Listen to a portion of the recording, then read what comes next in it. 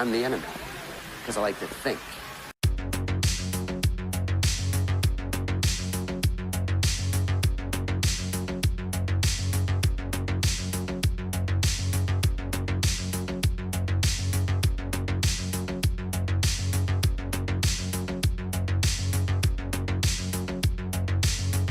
Nearly 30 years ago, up-and-coming action superstar Wesley Snipes played alongside veteran Sylvester Stallone in Silver Productions' 1993's Demolition Man. Set in a future that's not too different from our present, it's hard not to notice the similarities.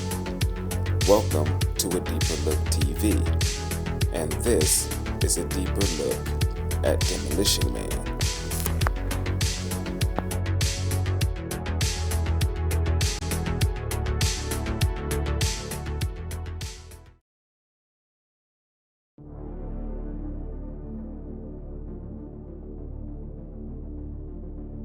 After being cryogenically frozen for the past 36 years, ex-police officer John Spartan is awoken.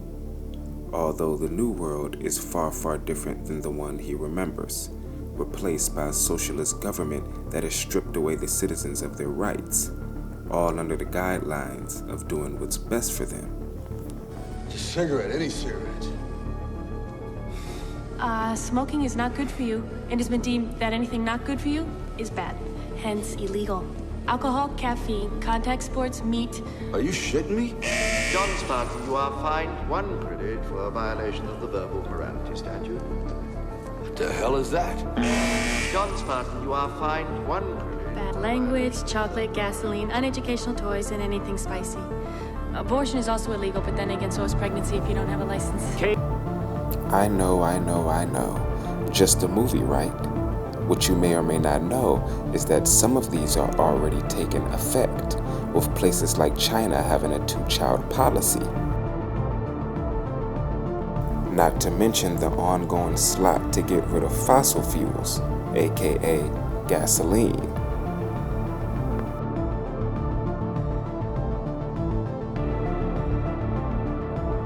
Perhaps most important of all, they no longer have freedom of speech, being fined every time they say something the government deems to be bad language. In case you haven't noticed, over the past few years, there have been constant pushes to restrict speech.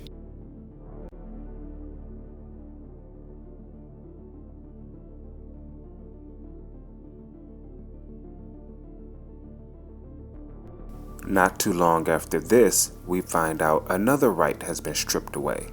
No one can bear arms. He's going for a gun. Who cares what this primate thinks? Resonate some understanding. The only place a person can even view a gun in this city is at a museum. Now that we have a basic understanding of the laws, let's talk a little bit about the culture.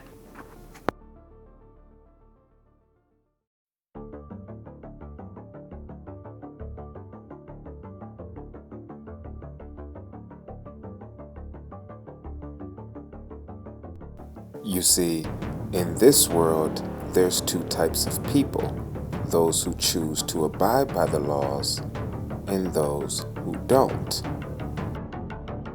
The ones who don't being forced to live underground, often having to come above to steal food in order to survive.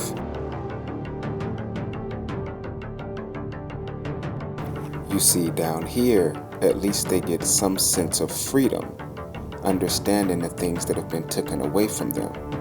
But Edgar Friendly explains it best. Greed, deception, abuse of power, that's no plan.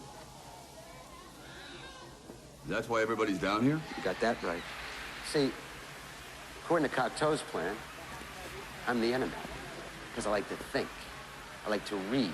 I'm into freedom of speech and freedom of choice. I'm the kind of guy who likes to sit in a greasy spoon and wonder, gee, should I have the T-bone steak or the jumbo rack of barbecue ribs with the side order of gravy fries? I want high cholesterol. I want to eat bacon and butter and buckets of cheese, okay? I want to smoke a Cuban cigar the size of Cincinnati in a non-smoking section. I want to run through the streets naked with green jello all over my body reading Playboy magazine. Why? Because I suddenly might feel the need to, okay, pal? I've seen the future. You know what it is? It's a 47-year-old virgin sitting around in his beige pajamas drinking a banana broccoli shake singing, I'm an Oscar Mayer wiener. You live up top, you live Cocteau's way. What he wants, when he wants, how he wants. Your other choice, come down here, maybe starve to death.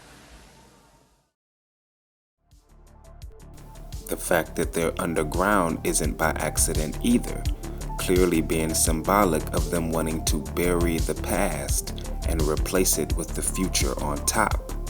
This is further confirmed during the fight between Phoenix and Spartan, when you can clearly see the original Los Angeles is underneath the ground.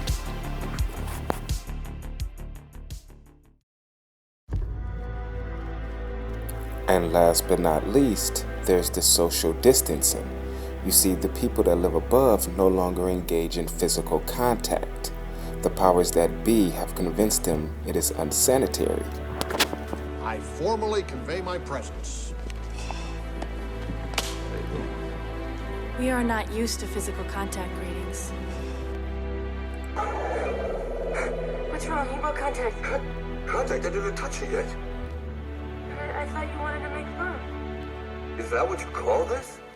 All right, Huxley, what do you say we just do it the old-fashioned way? Ew, disgusting. You mean... fluid transfer? It's no longer done.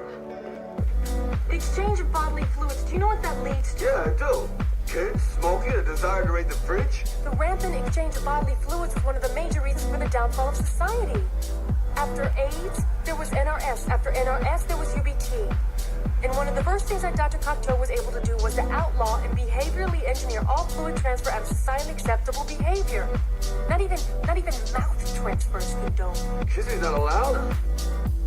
You see, it's easy to control people when you can control what they fear.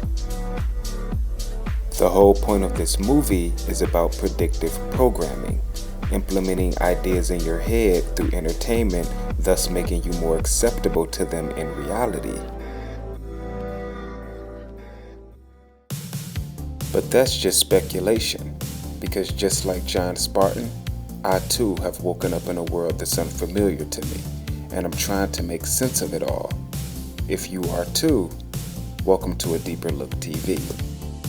I used to be the one. I used to be your getaway dreamer.